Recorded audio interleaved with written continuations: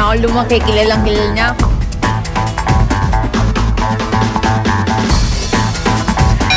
Limang taon nang magkasintahan si Nadine Samonte at ang kanyang non-showbiz boyfriend na si Emerson Chua. Last year, dumaan sa pagsubok ang relasyon ng dalawa na ayon sa aktres ay kaagad din namang naisalba. 2 to 3 weeks lang, tapos naging kami ulit. Ang may kasalanan, it's him. So, wala sa akin ang fault, nasa kanya. So, yun lang. Pero no third party, no wala. So, 5 years kasi namin, never kami nag-aaway na sobran eh. So, parang siguro, space na lang siguro sa isa't isa. Ayos naman lahat ngayon, okay naman so far. Nadine has been living alone in her condo unit in Mandaluyong City for several months now. Ito ang dahilan kung bakit hindi mamatay-matay ang chismis na may away silang mag-ina. Is that true? Hindi. Nitong endless love ako, sobrang hectic na schedule, tapos may naasikaso sa mami ko sa Laguna. Kasi nag-aayos kami ng business eh. Sabi ko, sige, kaya ko na mag-isa. Try ko naman mag-isa. Masaya naman. And alam ko naman kasi yung mga, syempre, do's and don'ts ko eh. Isa si Nadine sa lead stars ng upcoming GMA Afternoon Soap. Makakasama niya rito si Maxine Magalona na inspirado ngayon dahil sa kanyang non-showbiz boyfriend na si Neil Arce. Not showbiz, but at the same time, he's the #1 poker player in the Philippines, which makes me very, very proud of him. Napakabait niya. Mabait na mabait. Wala pa ba silang planong mag-settle down ang kanyang boyfriend? I mean, there's always a time for everything. Hindi naman kailangan magmadali. Kaya, hindi pa talaga sumasagi sa isip ko yan sa ngayon.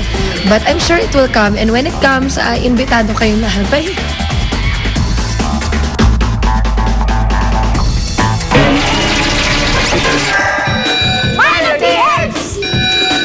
Dennis Trello, wala raw sa bokabularyo ang kasal. Ay, Dennis, linawin mo yan. Ayaw nyo ba talaga sa kasal ni Jinilyn? Siguro lang, dahil hindi pa lang namin napag-uusapan. Kasi yung pagpapakasal, hindi isang bagay na minamadali, talagang pinagpaplanuhan yan. O sige, ano na lang ang gift mo kay Jinilyn noong Valentine? Ano lang siya maliit. Basta maliit lang na bagay na magagamit siya, pero isang beses mo lang siya magagamit.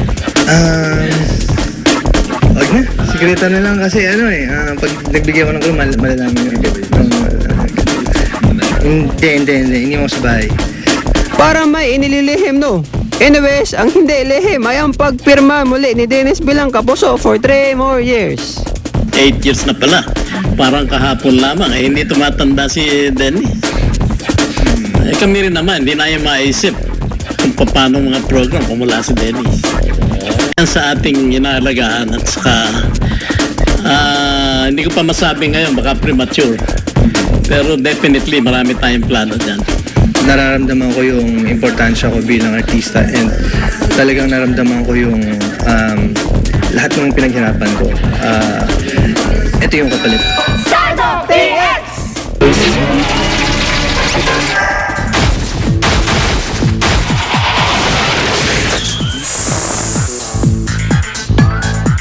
Events kung saan happenings na hiwa-hiwalay. Lahat pagsasama-samahin dito sa Rampage! Nangunguna, CIF Cream Cleaner Launch at Robot Bar, Makati City. Go din tayo sa Gen M Mega Young Designers Gala and Awards Night at Republic Newport City. Then, sa Second Philippine International Pyro Musical Competition and close-outs free Valentine concert sa SM Mall of Asia. Fourth on the road, Docalax Press Launch with Tuesday Vargas at Solo Rivera Hotel. Then segue for L'Oreal press con with Ralph Lauren's brand ambassador top model Nacho Figueras.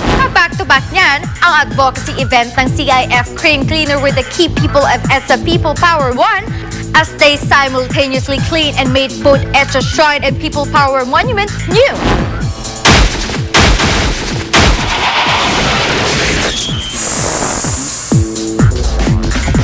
Tuloy-tuloy ang pag-boost ng mga